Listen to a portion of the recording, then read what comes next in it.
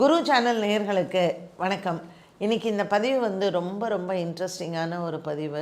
இப்போ நம்ம கோவில்களுக்கெல்லாம் போகும்பொழுது அந்த கோவிலில் வந்து ஸ்தல விருட்சம் அப்படிங்கிறத ஒன்று பார்க்குறோம். இந்த ஸ்தல விருட்சம் வந்து பாடல் பெற்ற ஸ்தலங்களில் தான் இருக்கணும் அப்படிங்கிறதெல்லாம் கிடையாது. புராண காலத்து கோவில்களுக்கு அந்த ஸ்தல விருட்சம்ங்கிறது ஒரு சாட்சி மாதிரி. இந்த இந்த ஸ்தல விருட்சத்துக்கு கீழே தான் இந்த திருவிளையாடல் நடந்தது அப்படின்னு சொல்லி நமக்கு வந்து அந்த கோவிலினுடைய வரலாறை சொல்கிறாங்க.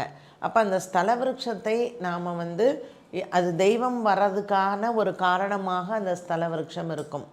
யுகம் கண்ட கோவில்கள் அப்படின்னு சொல்கிறோம். 4 யுகமாக இருக்குன்னு. அப்போ 4 யுகமாக இந்த கோவில் இருக்கிறதுக்கு சாட்சி என்னன்னு கேட்டால் அந்த ஸ்தல விருட்சம்தான், அந்த மரங்கள்.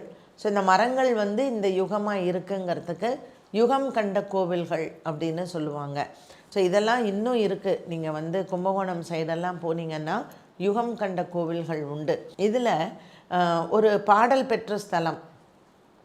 இப்போ ஆழ்வார்கள் பாடுறாங்க, நாயன்மார்கள் அந்த கோவிலை பாடுறாங்க அப்படின்னா அவங்களினுடைய பாடல்களில் என்ன சொல்லியிருப்பாங்கன்னு கேட்டிங்கன்னா, ஒரு கோவிலினுடைய பெருமையை நீ எப்படி தெரிஞ்சுக்கலாம் அப்படின்னா, அந்த கோவிலில் இருக்கக்கூடிய விமானம், அந்த கோவிலில் இருக்கக்கூடிய தீர்த்தம், அந்த கோவிலில் இருக்கக்கூடிய ஸ்தல விருட்சம், அப்புறம்தான் கோவிலில் இருக்கக்கூடிய மூர்த்தி. ஸோ அந்த கோவிலை பற்றி ஃபஸ்ட்டுனா அது எப்படிப்பட்ட ஒரு விமானம், கோவிலினுடைய விமானம் என்ன, ரெண்டாவது கோவிலில் இருக்கக்கூடிய தீர்த்தம் என்ன, மூன்றாவது அந்த கோவிலில் இருக்கக்கூடிய ஸ்தல விருட்சம் என்ன, நாலாவது அந்த கோவிலில் இருக்கக்கூடிய கர்ப்ப கிரகம், மூல கிரகத்தில் என்ன தெய்வம் இருக்குது.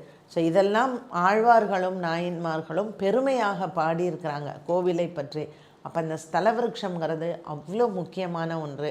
நீங்கள் எந்த கோவிலுக்கு போனாலும் அந்த ஸ்தல விருட்சத்தை அவசியம் நம்ம வந்து வணங்க வேண்டும். சில கோவிலில் பராமரிப்போடு இருக்கும், சில கோவிலில் பராமரிப்பே இல்லாமல் இருக்கும். பராமரிப்பு இல்லாட்டாலும் பரவாயில்ல, அந்த மண்ணையாவது தொட்டு நம்ம கண்ணில் வச்சுட்டு நம்ம வரலாம்.